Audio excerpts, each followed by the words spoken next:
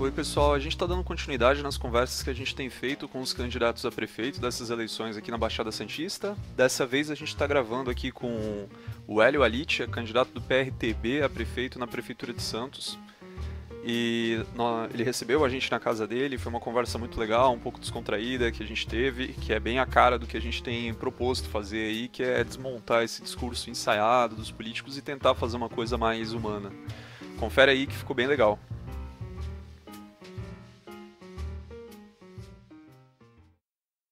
Pessoal, a gente vai conversar com o candidato a prefeito de Santos, Hélio Alitia.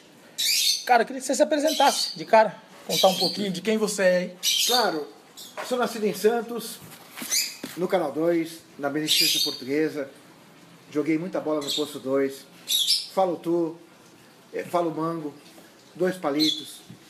Já andei de sonrisal, que é uma coisa que o mundo todo não tem a menor ideia do que seja um sonrisal. Joguei tamborel e posso dizer também que de todos os 200 países, mais de 200 países do mundo, ninguém tem a menor ideia de que seja um tamborel. Sou formado aqui em Santos, sou pós-graduado fora do país, mas sou pós-graduado também aqui dentro do país. Sou da área de comércio exterior, da área portuária. Eu posso dizer que trabalhei boa parte do tempo na área de logística internacional. Tive 10 anos de experiência no Ministério dos Transportes. Foi uma experiência muito boa, muito legal. Fiquei uma parte do tempo em Brasília, outra parte do tempo vim para cá. E o mais importante, eu tenho 30 anos de experiência como professor universitário. Não somente como professor universitário, mas eu tive a oportunidade de lecionar para o ensino técnico e também para trabalhadores portuários. Ou seja, eu sou um profissional da área de comércio exterior, que aqui em Santos é uma referência. Santos é a porta aberta do Brasil. E agora em outubro eu completo 30 anos como professor universitário. Eu queria saber um pouquinho também sobre o PRTB. De onde surgiu, por que vocês escolheram esse partido? Você já era afiliado ao partido há bastante tempo? Como foi isso? Na realidade é todo um trabalho de reconstrução. A legislação e a estrutura partidária, a realidade partidária é absolutamente aqui no Brasil surreal. Inacreditável, o partido não existe. O partido não tem representação no Congresso. O partido faz parte de uma série de outros 35 partidos que estão aí, se lançaram, recebem a subvenção do orçamento da União para se manterem e produzem muito pouco. Eu diria que hoje é uma doença hoje no Brasil. Os partidos estão doentes. Os partidos hoje estão necessitando de uma grande reforma do ponto de vista de enxergarem o que verdadeiramente é as suas bases. Nós entramos no partido a convite do presidente regional por conta do nosso interesse em apresentar propostas para a cidade. A minha entrada no PRTB ela vai muito diante da minha contestação com relação à falta de planejamento, à falta de visão, com relação a obras importantes, a ações importantes da municipalidade com relação à nossa ilha. De tanto que eu perturbei, eu acabei, de certa maneira, tendo uma visibilidade que chamou a atenção do representante local. Porém, isso foi um golpe, não vou dizer golpe, mas vou dizer que foi uma visão oportunista do partido de chamar alguém que tem uma carreira, absolutamente o Deta e eu, nós temos uma carreira absolutamente ficha limpa. E foi uma... eles não têm rejeição, têm projetos, e é o perfil que nós precisamos nesse cenário em que a política está estragada. Então, de certa forma, eu me sinto um pouquinho usado por esse sistema. De qualquer maneira, não dá tempo de chorar nada, não. No momento nós vamos para frente, temos projetos, fizemos um plano de governo consistente e está disponível para vocês. Não sei se vocês já tiveram a oportunidade de ver. Sim. É um documento a ser construído, ele tem lá 7 capítulos, 70 páginas. Eu não estou preocupado com a quantidade de páginas nem de capítulos, mas sim de angariar subsídios de toda a comunidade. Isso tem sido ótimo, porque atualmente ninguém tem proposta nenhuma. Eu cito o plano de governo do Paulo Alexandre Barbosa, em 2012, tinha 3 páginas. 3 palavras que sintetizavam o que ele queria fazer. E nós rompemos com a política velha, com a velha política, para plantar, vamos dizer assim, uma nova metodologia, um novo conceito. Na verdade, nós somos um conceito. Deta e Hélio somos um conceito porque não temos coalizão com ninguém, não fechamos com nenhum partido. Entrevistamos alguns vereadores que queriam sair conosco. É ficha limpa? Sabe o que é o papel do vereador na Câmara? Nenhum deles sabia. Nenhum deles sabia. Não tinha a menor ideia. Eu perguntei para um que se candidatou, ficou uma semana ligando para mim. Ele queria vir formar uma chapa de vereadores. Eu perguntei, meu filho, o que, na sua opinião, é uma cidade sustentável? Ele me respondeu, uma cidade sustentável, depois de muito tempo, é aquela em que nós pagamos as nossas contas. É melhor só do que mal acompanhado. Perfeito. Então não temos nenhuma coalizão, não estamos vinculados a partidos nenhum. Isso nos torna diferente. Somos cavaleiros solitários, porém, se ganharmos a eleição, estamos preparados para subir nas pesquisas, para causar nos debates. Temos aqui 20 debates pela frente até o dia da eleição. Seguramente causaremos a ponto de sermos o fiel da balança. Pelo fato de não estarmos comprometidos com ninguém. Você já concorreu a algum outro cargo ou primeira Não, vez? Nunca concorri. Primeira vez que você está concorrendo. Exatamente. Você falou no começo, né, que você estudou fora. Eu vi que você estudou em Roterdã, né? Você fez o quê? Doutorado lá ou mestrado? Eu estou iniciando o curso de doutorado na parte de logística portuária, na STC Roterdã. Eu já fiz pós-graduação lá em Roterdã e em Antuérpia, na Bélgica.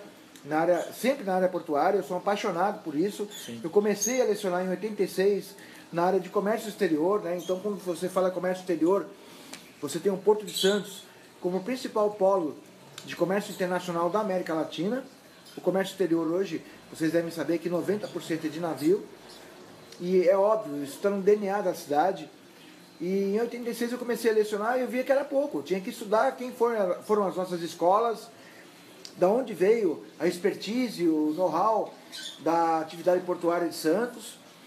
Então, o que eu fiz? Em 90 eu vendi tudo que eu tinha, tudo que eu tinha. E vocês têm ideia de qual era a coisa mais rica que eu tinha, mais valiosa que eu tinha em 90, a ponto de vender e pagar os meus estudos lá? Vocês têm ideia do que era? Chuta.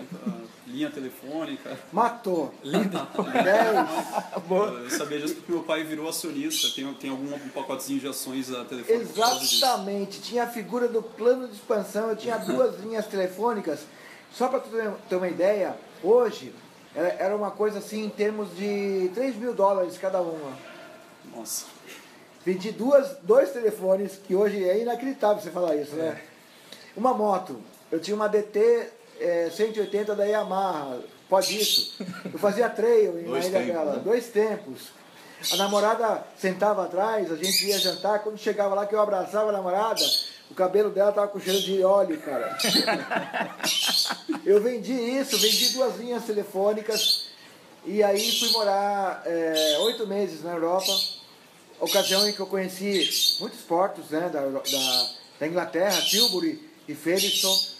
Eu conheci Rotterdam, onde eu morei 3 meses, na Holanda.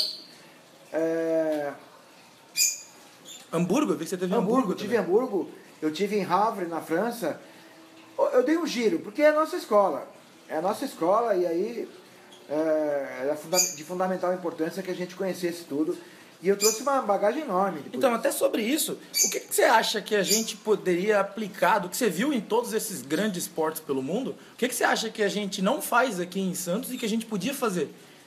Eu tenho falado muito, até o Deta ouve muito isso, né? Que o navio que atraca aqui... Porque a história é longa, né? O navio que atraca aqui, atraca lá. Por que essa fascinação? Não é nenhuma fascinação. São cidades portuárias. Roterdã tem margem esquerda e margem direita. Antuérpia tem margem esquerda e margem direita. Hamburgo tem margens, no Rio Elba, tem margem esquerda e margem direita. Santos tem margem esquerda e margem direita. São cidades idênticas, são cidades portuárias. O navio que atraca aqui é o navio que atraca lá. O navio que vem de lá, o navio chega aqui. Hoje eu li nos jornais que o comandante do navio Capitão Antônio, se não falha a memória, ele faleceu a bordo. O comandante do navio da Hamburg Süd, ele chegou aqui em Santos, morreu a bordo, né? Ele teve provavelmente um mal súbito e morreu a bordo. Um detalhe, ele tinha 2 casas, uma na terra natal, na Alemanha, e outra em Santos. Somos unidos pelos portos. Nosso porto nos conecta a todo mundo. Essa cultura portuária sempre me fascinou. Foi isso que motivou a estudar esses portos e entender que muitas soluções que rolam por lá são plenamente factíveis, viáveis e possíveis aqui. Só que o pessoal daqui, ele pensa muito da maneira provinciana. Não, o que é de lá, uma ova. Nós tivemos a importação das ferrovias, da metodologia portuária, uma série de coisas. É momento de pensar e equiparar Santos como uma cidade mundial. E vou lançar um desafio para vocês. A Fórmula 1, hoje, quando um carro para no box, seja em Hockenheim, seja na Bélgica ou em Monza, é os mesmos 2-3 segundos para trocar o pneu. Eu pergunto, em Interlagos é 15 minutos? É 20 minutos? É meia hora? Por conta de sermos o Brasil? Não. Quando o Brasil quer, ele adota parâmetros mundiais de qualidade, de bem-estar. E por que não nós adaptarmos o que a gente precisa para que a nossa cidade portuária seja uma referência nacional de bem-estar? Santos é a número 1 e recolocaremos a cidade de Santos como a número 1 no cenário brasileiro e referência mundial. Para terminar, na cidade portuária de Roterdã, que eu adoro muito, uma cidade que foi completamente destruída na Segunda Guerra Mundial.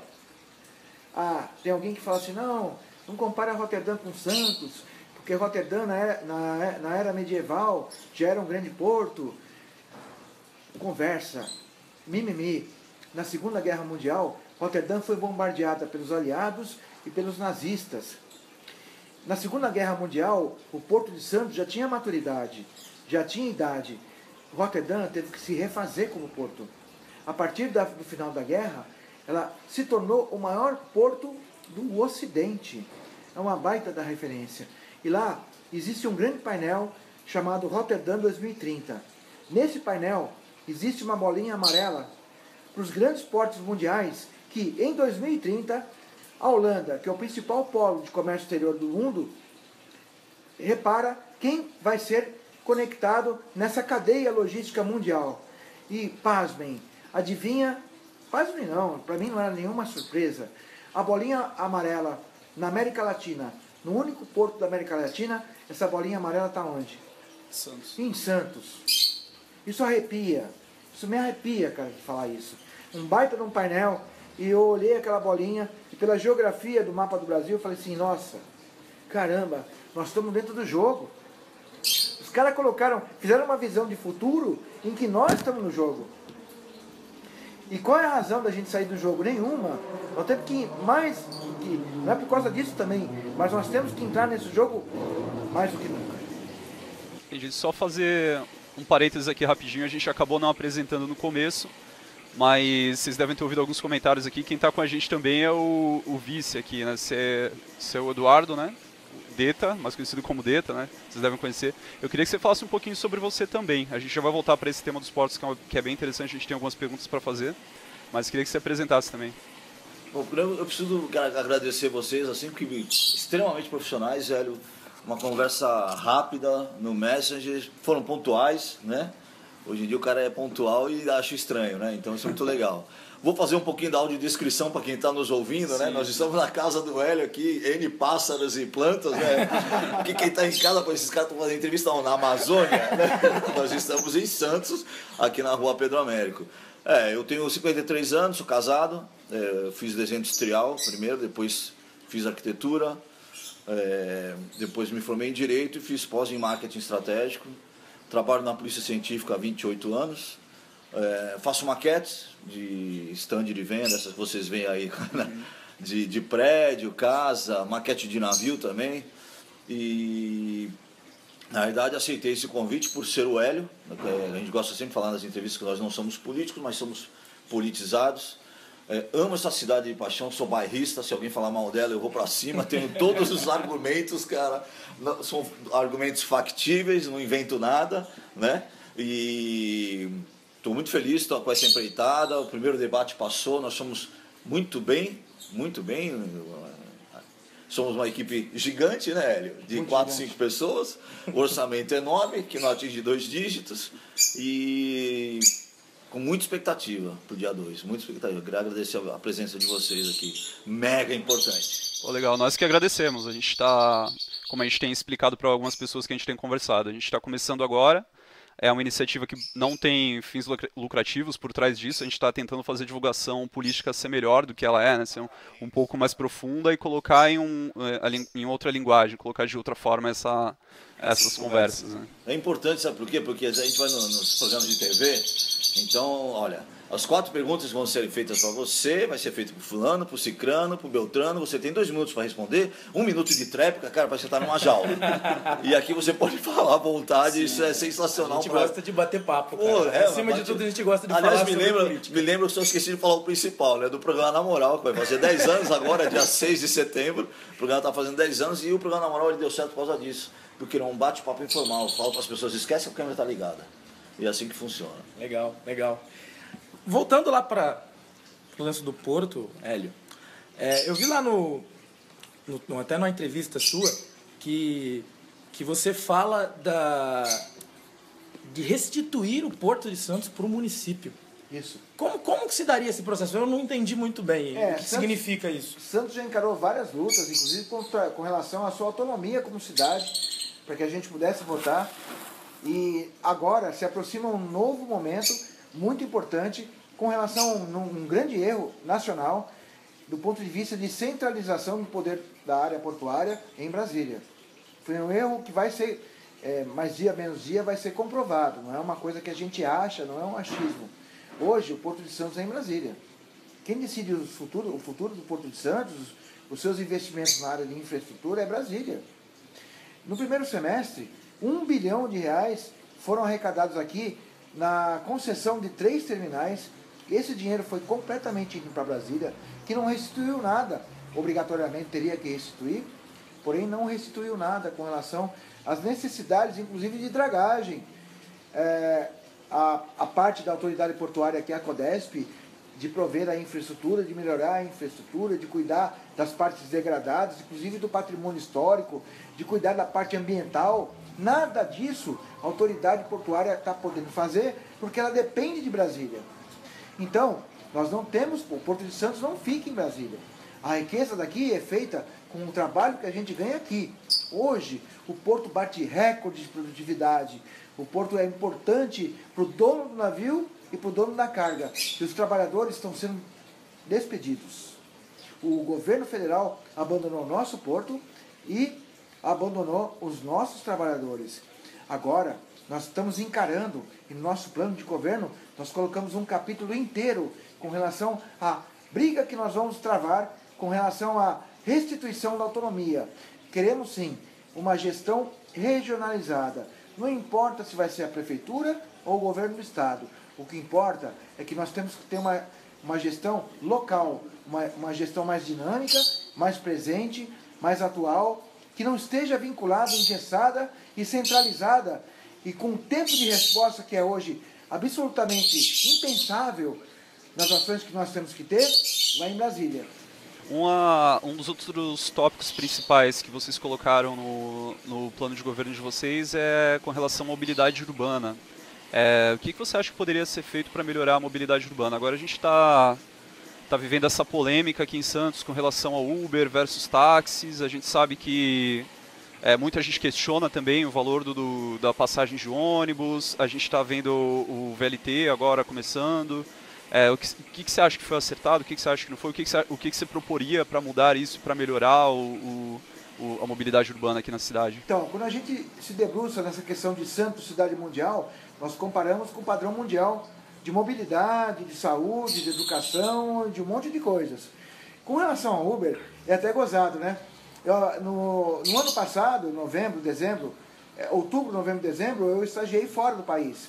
E eu tive a oportunidade de conhecer aplicativos diferentes em relação ao Uber, ou seja, coisas que substituíram o Uber e principalmente uma iniciativa no sentido de adotar o carro da Google sem motorista numa frota de 15, sem motoristas. Nós estamos discutindo aqui taxista e Uber e lá fora os caras já não tem nem mais motorista de táxi. Eles estão com carro elétrico, autoguiado, causando. E você perceba como ou nós estamos atrasados, ou nós temos que nos atualizarmos com relação à realidade mundial, né? Ou pelo menos, ainda que essa tecnologia não venha no ano que vem para cá, nós precisamos definitivamente estarmos preparados. Quando o Uber chegou aqui, aí a gente vê aquela desinteligência na rua de taxista batendo nos caras, eu falei, cara, não contaram esse capítulo que estava acontecendo isso no mundo? O que é isso? E a mesma coisa eu vejo agora, de repente veio o Pokémon, liberaram o bendito do Pokémon no celular, e os caras ficaram tudo que nem o Walking Dead, ficaram andando, mas espera um pouquinho, isso já é velho, já tem aplicativo melhor. O Brasil não é republiqueta. O Brasil sempre foi um país de vanguarda, à frente dos tempos, um país diversificado, com várias inteligências, com vários povos. O mundo todo hoje tem problema com terrorismo. Graças a Deus, nós não temos problemas com terrorismo. Está aí a Olimpíada, foi a Copa do Mundo também. Vamos explodir a bomba, nada. O mundo árabe, seja lá o que for, eu até acho que isso não tem nada a ver com o mundo árabe, não é? Nada a ver com o mundo árabe, pelo amor de Deus, mas nós não temos isso. Nosso problema é desinteligência, um pouco de incremento em cultura, de conhecimento. Nós temos a mesma quantidade de neurônios nas nossas cabeças, a gente só precisa se atualizar com relação ao que está acontecendo no mundo. Então, para mim, é tudo uma questão da gente entender que nós somos uma cidade mundial, que nós temos que nos adequarmos ao que está rolando no mundo. A nossa antena, a gente costuma dizer assim, pô, eu sou um cara antenado, estou um pouquinho atrasado com relação ao tempo. É esse o trabalho que a gente vai fazer, de colocar Santos dentro do relógio atual da humanidade. Mas você consegue dar o exemplo prático do que você mudaria hoje? Você assumiu a prefeitura amanhã. Que você pegaria hoje qualquer coisa referente à mobilidade que você mudaria e aplicaria um novo conceito? Em primeiro lugar, nós temos que recuperar a falha de planejamento. O Santos cresceu muito, né? Hoje nós temos torres de 40 andares. Santos cresceu na quantidade de veículos. Ela foi crescendo achando que não era uma ilha. Nós moramos na ilha de São Vicente. Então, o que falta hoje? Em primeiro lugar, o que a gente ouve nas ruas? Os comerciantes, quem tem clínica, quem tem consultório, reclamam que estão falindo, porque as pessoas não conseguem parar o carro. A gente teve problema para estacionar aqui. Essa rua aqui era um cemitério há 4 anos, há 10 anos quando eu vim aqui, e ninguém parava o carro nessa rua. Aliás, Santos é a maior frota per capita, né? Sim, do Brasil. É a maior cidade verticalizada da América Latina, uma das maiores cidades verticalizadas do mundo. Isso significa que prédio é sinônimo de estacionamento. Nós precisamos resolver a questão de parar, temos que evoluir com relação a uma coisa muito cara, muito delicada, mas que vai ter que ser feito. Os estacionamentos subterrâneos, os estacionamentos verticais. Nós construímos, a iniciativa privada construiu um cemitério vertical, que é referência mundial. Eu fiz palestras sobre o memorial fora do Brasil. Eu fui lá para falar de Porto e acabei dizendo por que um cemitério vertical, até os caras brincaram comigo, lá no Brasil vocês morrem de pé. Sério? Eu fiz essa palestra em 4 países. Surpreendente para mim. Acho que talvez nem o pessoal do memorial saiba, eu teve que recolher material para fazer. Por quê? Santos não tem espaço. Espaço é igual mobilidade. Quando tu tem espaço, tu tem mobilidade. Tem dias que eu vou lecionar na Unisanta, que a Unisanta é na Conselheiro, ou seja, entre o canal 3 e o canal 4, e eu já levei 50 minutos para sair daqui e lá. Quando eu saio 5h30 é um absurdo. Eu saio 5h30, eu chego lá quase 6h30 da tarde. E se eu sair 6 horas da tarde, eu chego atrasado na aula. Meu Deus do céu, do canal 2 até a Oswaldo Cruz, você leva quase que 1 hora. É mais rápido chegar em Congonhas. O que acontece? Nós temos a cultura do carro. O santista, ele adora andar de carro. Eu até brinco muito, eu acho que é a 20ª vez que o Deta vai ouvir, tu quer falar? Mas é boa, essa é boa. Vai, fala. O cara vai correr 10 km na praia, né? Chega no Facebook, põe a fotinho do aplicativo, né? Fui do emissário até a balsa e voltei. Aí ele chega em casa, toma um banho, pega o carro, vai na padaria comprar pão, né, cara? Acabou de correr 10 km, né? Aliás, tem que solucionar o parar e o andar, né, Hélio? Exatamente. Semáforos inteligentes, fluxo de veículos, né?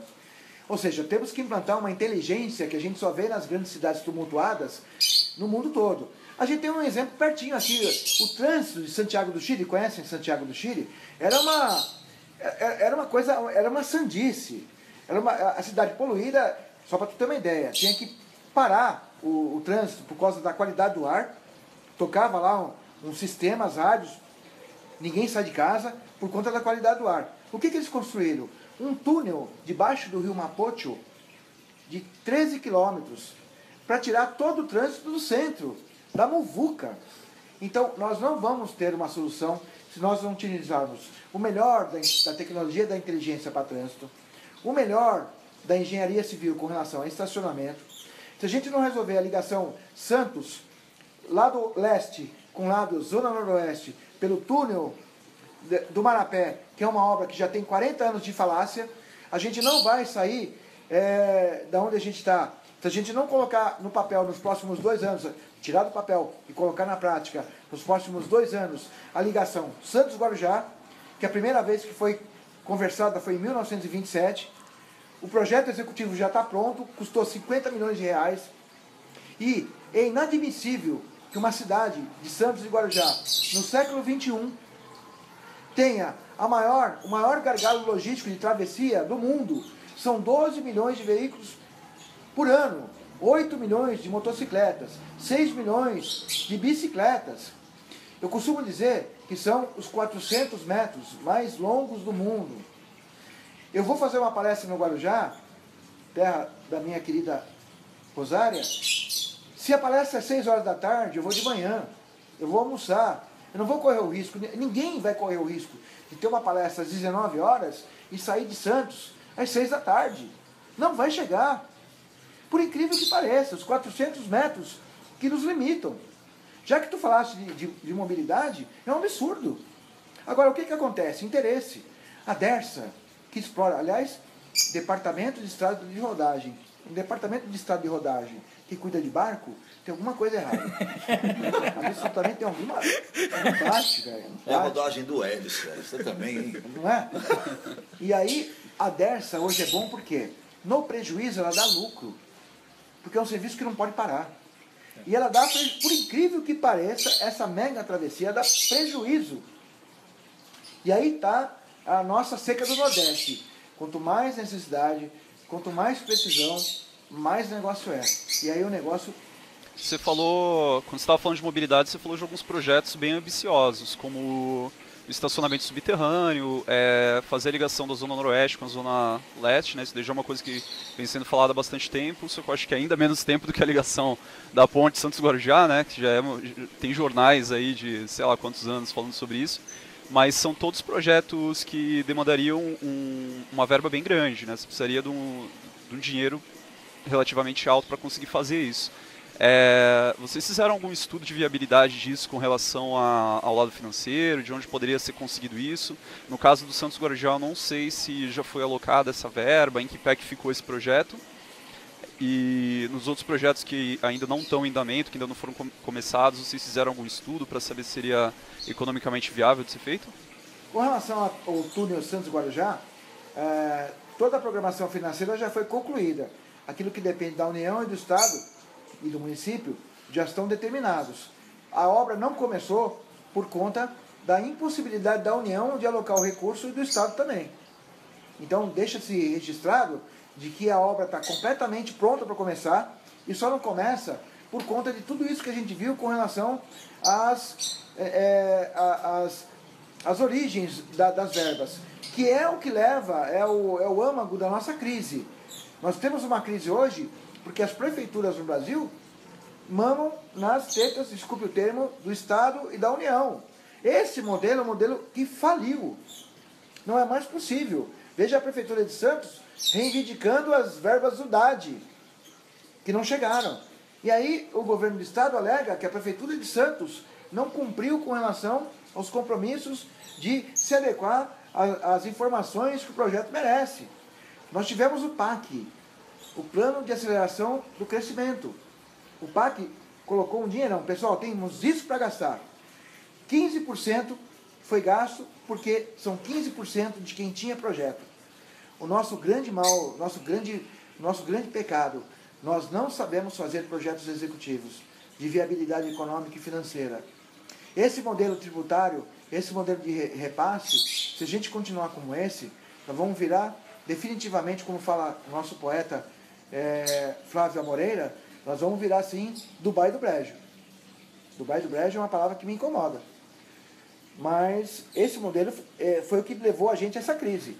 Santos tem que ter atrativos, ela tem que ser atraente, com aquela bela mulher, com aquela mulher interessante, para atrair investimentos. O que vai tirar a gente do buraco não é verba pública. O que vai tirar a gente do buraco é interesse externo. Quando a China começou a distribuir, o que o Temer foi fazer agora lá? Ele foi atrás do quê? Ele chegou tarde. O dia que a China abriu o cofre para dizer, eu estou investindo em infraestrutura, eu vou investir em habitação, a gente podia ter resolvido o nosso passivo de submoradias. Agora o Temer está redescobrindo a China. O que vai nos tirar do buraco é o dinheiro externo. Os investimentos, as parcerias públicas e privadas que vão trazer dinheiro para cá e vai ser bom para todos. É esse o modelo bom para todos. Sobre o Porto, voltando lá no nosso querido Porto, depois do 11 de setembro, né, a gente teve a criação do ISPS Code, né, que era uma série de normas de segurança e tal, que deveriam ser implantadas em todos os portos, e os portos que não se adequassem a essas normas de segurança não iam mais fazer ligação com os portos norte-americanos. Daí, a gente teve uma implantação aqui no Porto de Santos, que começou lá acho que foi logo em seguida, 2012, 2013 já começou essa implantação. Foi tudo implantado, aí ficou 2 ou 3 anos parado, aí teve que reimplantar, teve que arrancar metade dos equipamentos, ou mais da metade, que tinham simplesmente parado porque não funcionavam, não trabalhavam, e eles ficaram lá apodrecendo. Então teve um outro investimento gigante para poder trocar os equipamentos, colocar os equipamentos novos. E eu sei que até hoje o Porto de Santos ainda não funciona da forma que devia funcionar em termos de controle de acesso, em termos de segurança. O que a gente tem aqui é uma homologação feita para inglês ver, para a gente garantir que está cumprindo o ISPS Code, né? Mas a gente sabe que, de fato, o controle de acesso do Porto de Santos não funciona, né? Tem um monte de questões de segurança que são abertas lá. Você que é especializado nessa área, o que você entende disso? O que você acha que pode ser feito para a gente, de fato, ter um controle de acesso e cumprir o ISPS Code de verdade? O brasileiro é extremamente pragmático. Ele é muito esperto, muito vivo, muito dinâmico. Rapidamente ele percebeu que aqui a gente não tem ameaça terrorista. Quando os prédios explodiram em 11 de setembro de 2001, 2 anos depois, o ISPS Code estava implantado na maioria dos portos e aeroportos do mundo. Os Estados Unidos foi o primeiro, aliás, foram os precursores disso. Aqui em Santos, a coisa foi patinando. Por quê? O brasileiro percebeu que não vai ter explosão, aquela coisa bem de brasileiro. Isso não vai acontecer, isso não vai rolar. O árabe não vai pintar para cá, ou seja lá quem for, o Bin Laden, até ele morrer, depois o Estado Islâmico. E houve uma certa indolência. De qualquer maneira, o ISPS Code foi implantado, ele custa dinheiro para o importador e para o exportador. Alguns terminais cobram $150 por container com relação ao ISPS Code.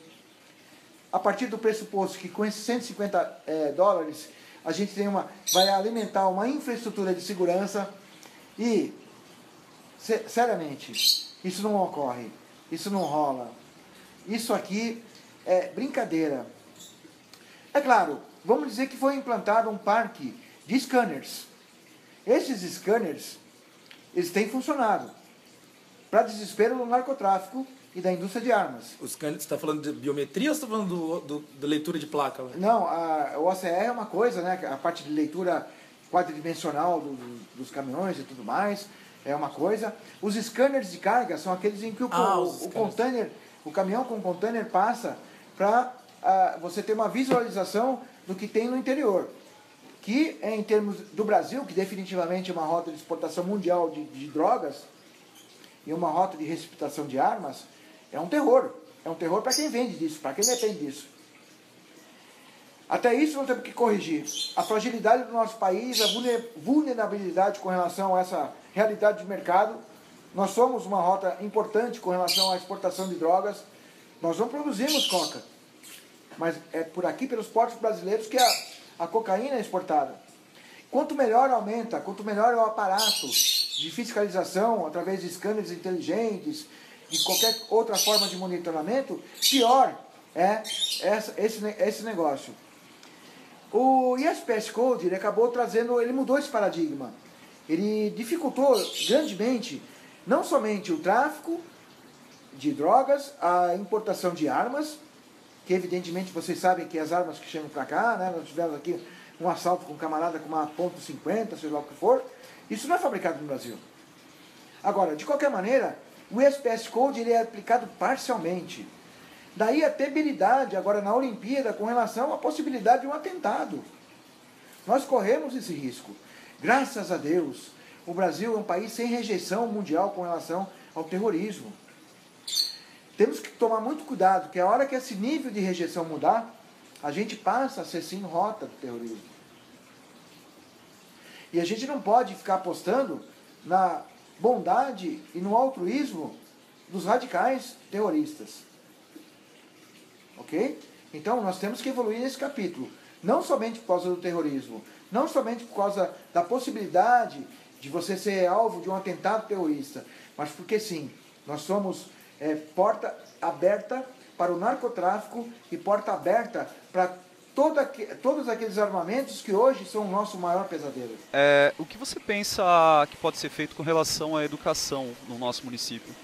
O que seria de proposta? O que vocês propõem para a educação? Nós escrevemos um capítulo com relação à educação juntada com a cultura e o esporte. É isso que acontece hoje.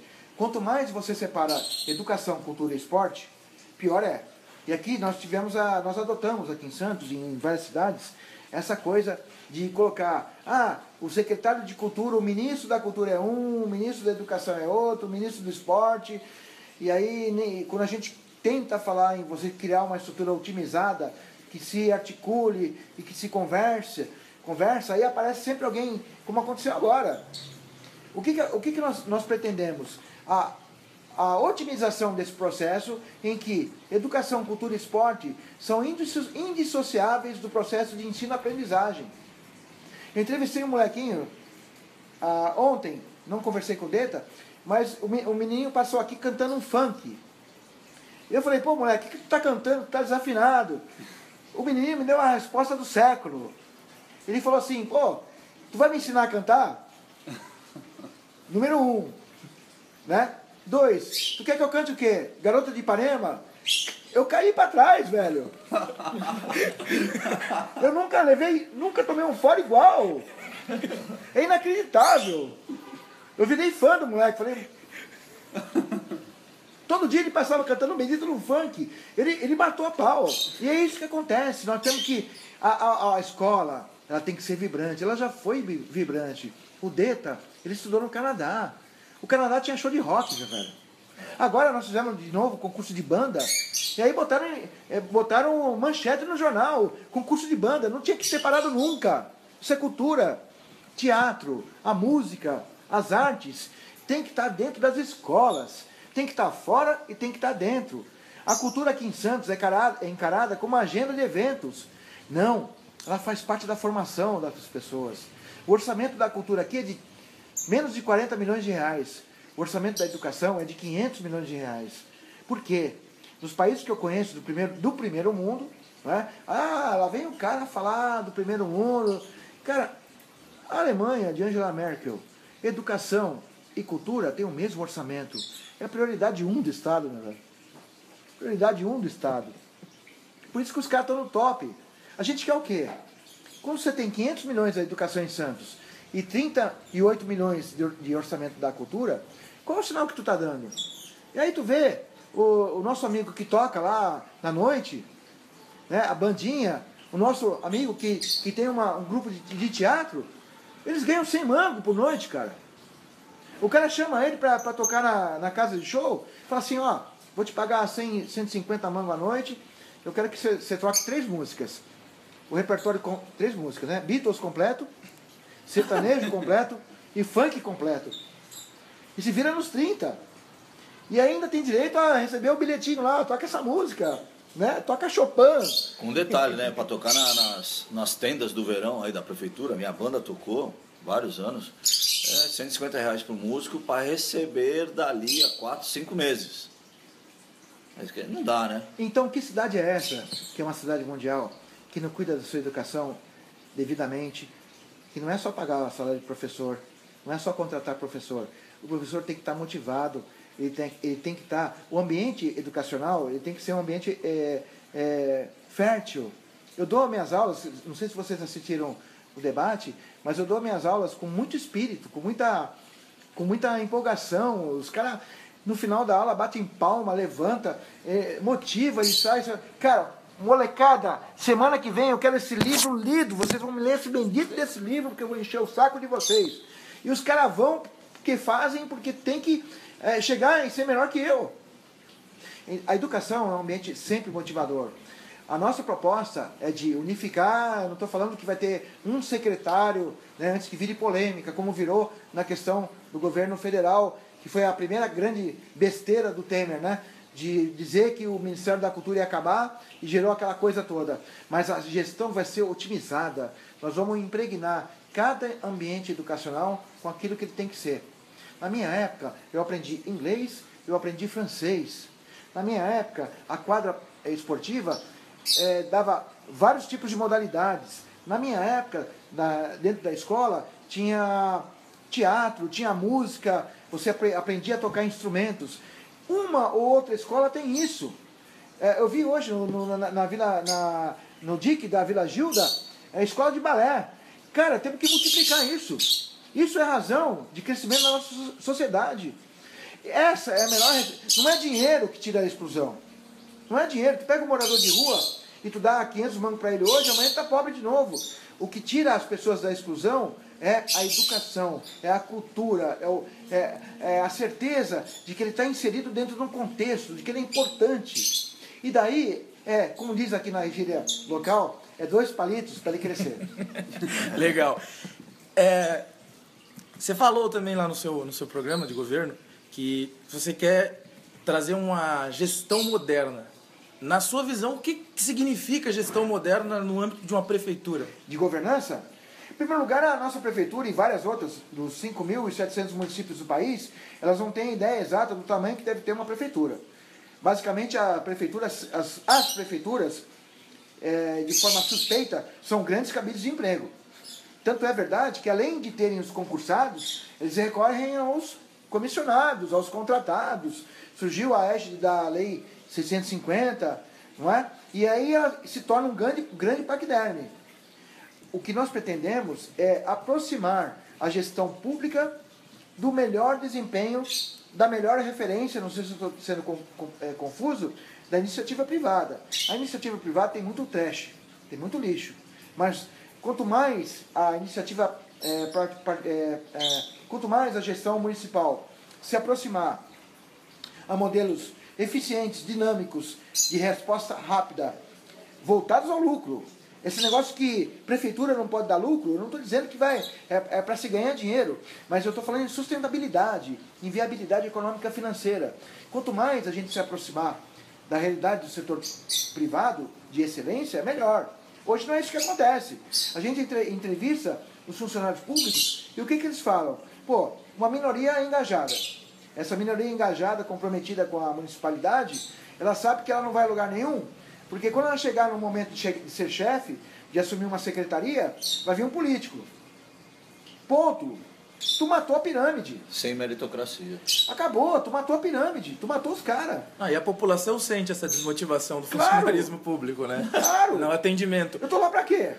Vai vir um BOSTA, sei lá, desculpa, vai vir um cara lá que vai assumir e a gente tá cheio deles. Um deles é secretário. Há uma semana atrás, falei, qual é a tua explicação para o que você vai fazer para a ressaca da Ponta da Praia e para a Zona Noroeste, a questão dos alagamentos, que é uma coisa que tem mais de 100 anos rolando. É incrível, tem que a Ponta da Praia inundar para pensar na Zona Noroeste. Eles não falam isso. Aí o camarada começou, não, na verdade, nós vamos contratar um estudo. Pô, e agora, onde nós vamos arrumar 4 milhões, vamos atrás de 4 milhões de reais para estudar o que está acontecendo. Nós tivemos ressaca no século XVI.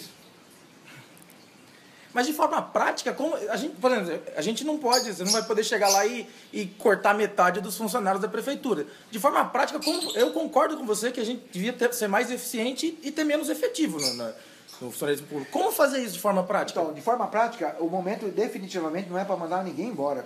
Se fosse uma outra realidade econômica, a gente podia fazer uma avaliação do funcionalismo, fazer uma otimização com relação às secretarias. Tem várias secretarias que estão sobrando, com grandes orçamentos que estão sobrando, não se deram o valor para que vieram. Isso é uma coisa que nós vamos pontuar daqui para frente. Essa secretaria está demais com relação ao que a gente precisa. O momento não é chegar para o funcionalismo e dizer que nos próximos 2 anos nós vamos enxugar a máquina. É um momento absolutamente desastroso para fazer isso. Isso está acontecendo em todo lado. A gente só vai agravar o problema. Quando a gente tem um quadro inchado, ele está inchado por quê? Tem 2 soluções. Ou tu manda embora, alternativa zerada. Ou você dá ocupação. Na verdade, nós temos uma carência de trabalho, nós temos uma carência de oferta de serviços públicos. Faltam pessoas de atendimento. Eu trocaria todos os radares de Santos, sabe por quê? Por educação no trânsito. Naquela esquina, eu sou desse tempo, e também não sou saudosista. Eu tenho um pé no saudosismo e um pé no futuro. O radar não serve para nada, porque ele não resolve o problema, ele ganha dinheiro. Então é melhor você ter, por exemplo, contingentes de pessoas para educação, atuação de rua, de orientação. Nós somos um povo muito carente de orientação. A gente não sabe para onde a gente vai. Então, no momento, se você tem uma máquina com 14 mil servidores, com 12 mil servidores, é momento de entender o seguinte, olha, eu tinha uma alternativa A, enxugar, 1/4, 1/3. Nossa, a maioria de empresários que eu conheço, que chegasse aqui, predadores, vou até dar conheço o SCAF, da Fiesp. Nossa, ele é hiper pragmático com relação a isso. Quanto temos? 10 mil. Como é que está isso aqui, ó? Corta 30%. Ele vê números. O momento não é para ver números. O momento é enxergar o seguinte, quais são as necessidades da população? O que não está sendo feito? E a gente, nos próximos 2, 3 anos, a gente dá a oportunidade da municipalidade auxiliar os nossos cidadãos. Tem que dar função para essa turma. Temos que criar projetos. Faltam empregos. A gente vê isso nas ruas.